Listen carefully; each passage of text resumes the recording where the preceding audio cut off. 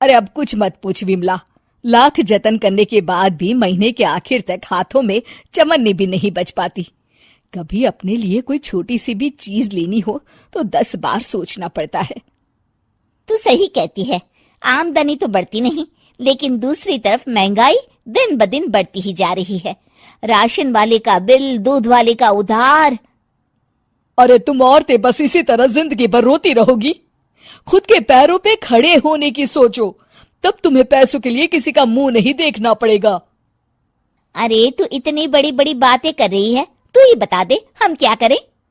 हम औरतें चाहे तो कोई छोटा मोटा व्यापार कर सकती हैं, जैसे कि साड़ी बेचने का। सुधा की बातें सुन सब औरतें हंस पड़ती हैं। ना भाई ना, मेरे पति को ये सब पसंद नहीं है, वो तो मुझे मार डालेंगे। दूसरी औरतें भी विमला की बात से सहमति जताती है और साड़ी का व्यापार करने से मना कर देती हैं। अगले दिन सुधा अपनी सास से ये बात कहती है। बस अब यही काम रह गया था, सारा दिन यही सब सोचती रहती हो। अरे बढ़िया आई साड़ी बेचने वाली। तभी वहां सुधा का पति विवेक आता है।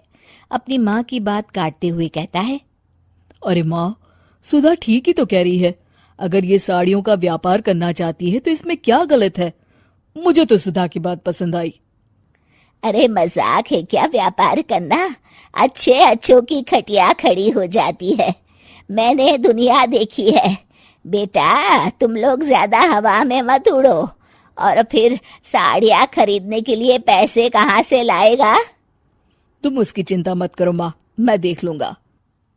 अगले दिन विवेक अपने एक दोस्त से कुछ पैसे उधार लेकर साड़ी के कारखाने से बहुत सारी साड़ियां खरीद लाता है। ये लो सुधा, तुम्हारा ऑनलाइन अकाउंट बन गया है। अब लोग घर बैठे तुमसे साड़ियां खरीद सकते हैं। ये तो बहुत अच्छी बात है। हाँ, और इतना ही नहीं, मैंने इसमें सभी नई डिजाइन की साड़ियों की फोटो भी अपलोड कर दी है। अब बस तुम देखती जाओ। कुछ दिनों के बाद। नमस्ते, मुझे सुधा जी से मिलना है। ओहो, तू कौन है और मेरी बहू से तुझे क्या काम है। माँ जी, मैं सुधा जी से साड़ियाँ खरीदने आया हूँ। अरे बड़ा बेवकूफ है तू, इतना बड़ा मीना बाजार छोड़कर यहाँ साड़ी खरीदने आया है। तेरा ऊपर का कोई पेच ढीला है क्या। अरे माँ जी, आप नहीं जानती, आजकल ऑनलाइन का जमाना है, समय और पैसे दोनों की बचत होती है। तभी वहां सुधा आ जाती है। सुधा बिरजू को साड़ियां दिखाती है। क्या बात है सुधा बहन जी, आपके पास तो बहुत ही सुंदर सुंदर साड़ियां हैं। एक काम करिए, ये वाली दे दीजिए और ये वाली भी। छोड़िए, एक काम करिए, ये सभी ही दे दीजिए। सुधा की सास हैरान रह जाती है। अरे इतनी साड़ी का तू करेगा क्या। अरे माँ जी, मेरी बीवी पहनेगी। अरे कितनी बीवियां है तेरी। माँ जी, आप भी ना, बीवी तो एक ही है। पहले तो मैं 2-4 साड़ियाँ लेने आया था, लेकिन अब पूरी 20 साड़ियाँ ले जा रहा हूँ। ये लीजिए सुधा बहन जी, आपके पैसे, चलता हूँ। धीरे धीरे सुधा के द्वारा घर में खोली गई छोटी सी दुकान चल पड़ती है और देखते ही देखते सुधा के घर ग्राहकों की लाइन लग जाती है। पैसों की आमदनी देख सुधा की सास की आंखें फटी की फटी रह जाती है। जा बहू, अब तू थोड़ा आराम कर ले, इन लोगों को मैं साड़ियाँ दिखा देती हूँ। माँ जी आप। अरे हाँ हाँ, अब जा भी।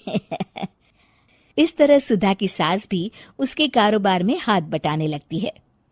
देखो सुधा, तुम्हारा व्यापार तो चल पड़ा। पिछले कुछ महीनों में इतनी कमाई हुई है कि तुम्हें यकीन नहीं होगा। सच? हाँ, और तुम्हें पता है माँ, दोस्त से लिया हुआ उधार भी चुकता करके अच्छे खासे पैसों की बचत भी हो गई है। सुधा की सास अपनी बहू और बेटी की कामयाबी पर बड़ा खुश होती है। बहू की तरक्की देख के मैं बहुत खुश हूँ बेटा। तूने साबित कर दिया कि अगर पति का सपोर्ट मिले तो पत्नी कुछ भी कर सकती है। जी माँ जी, आपने बिल्कुल सही कहा।